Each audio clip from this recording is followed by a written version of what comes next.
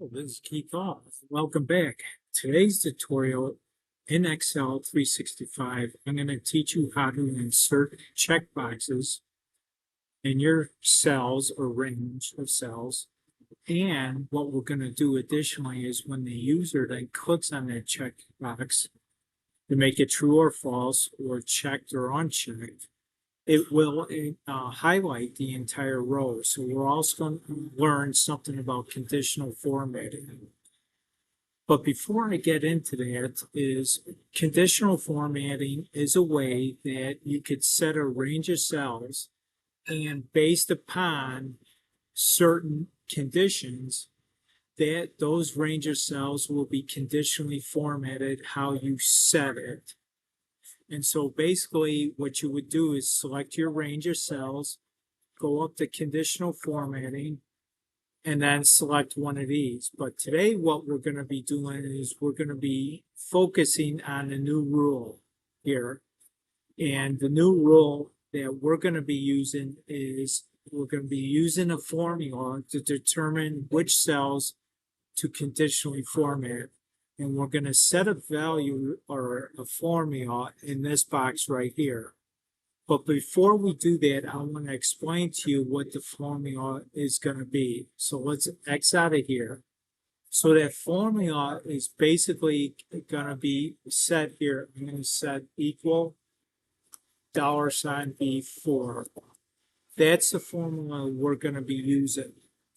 Okay, $B4. So I'm going to go through it step by step here.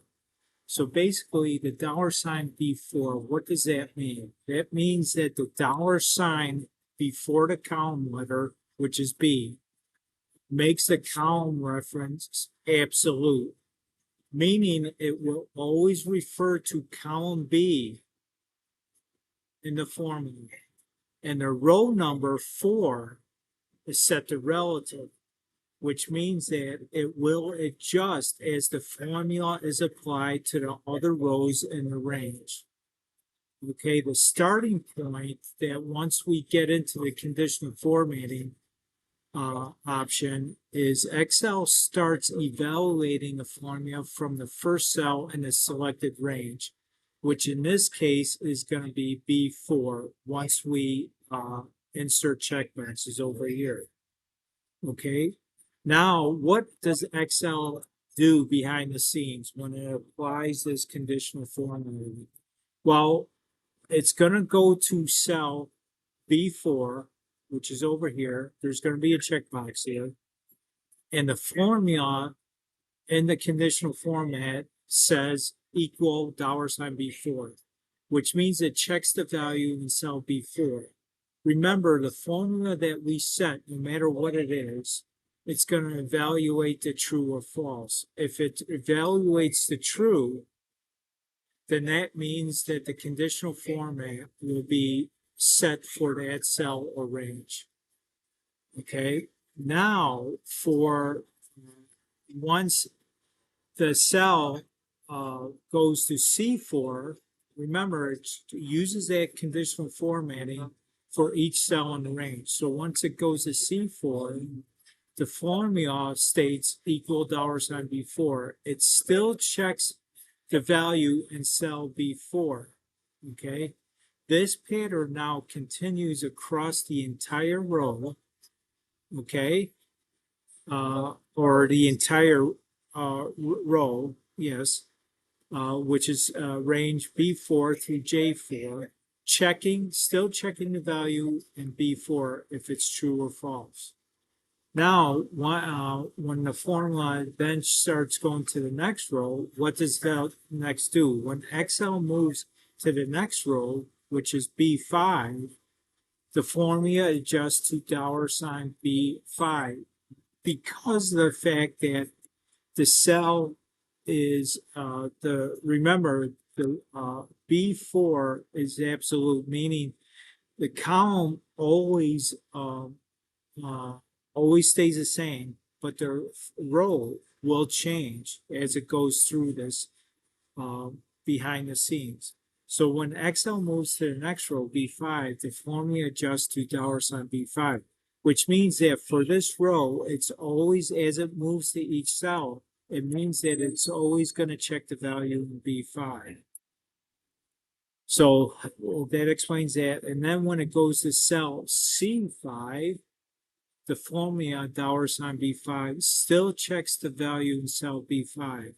And it continues on through this process, through this row, checking the value in B5. And it also continues, as it goes from row to row to row, it goes through this pattern of the checks that it does. Now, how does it then highlight the entire row once the user checks on the checkbox? If the value in column B, meaning a checkbox being checked, evaluates to true, the entire row from B to J will be formatted according to the conventional formatting rule we set. This means that if a checkbox in any cell in column B is checked, the corresponding row will be highlighted. Okay, so now let's go through this process. Let's go ahead and insert checkboxes. Remember, I'm using Excel 365, so I'm gonna highlight every single row or cell where I want to insert the checkbox. So if this feature does not appear in your version, that means that your version hasn't been updated yet. So we're going to highlight the range here, go to insert, and then I'm going to insert this option here, checkbox, which is in control group. So now it's inserted checkbox. Now let me tell you how this checkbox works. Watch what happens to the value in the cell once I check it. Okay, it turns to true. If it's unchecked, the value is false.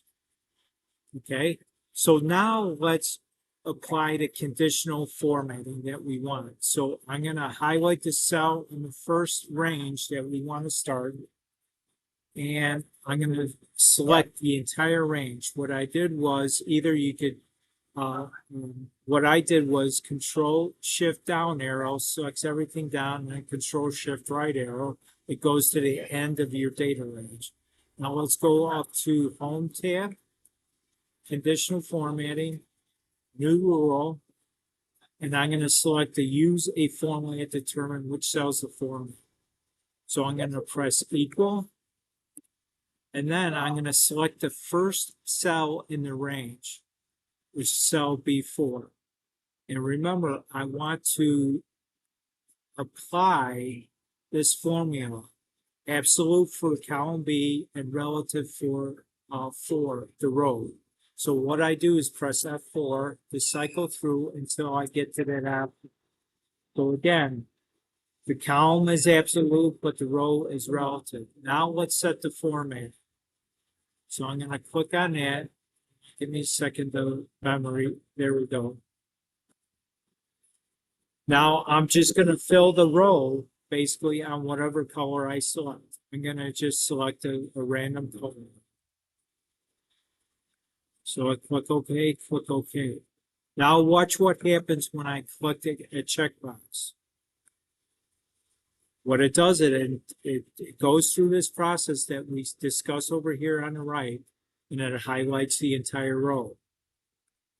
Same thing. So if I uncheck the checkbox, it unhighlights the row. And if you're in every cell or any cell in here, any cell that's selected, you could also press your space bar to check it or space bar again to uncheck it. Hopefully this gave you an idea on how you could use checkboxes in your day-to-day operations within Excel. Again, I thank you for stopping by today. You have a great day. And any questions, please post them in the comments below. And also to remember to like and share this video. And if you haven't subscribed yet, please subscribe so you'll always get updated when a new video comes out. Thank you again, and you have a great day.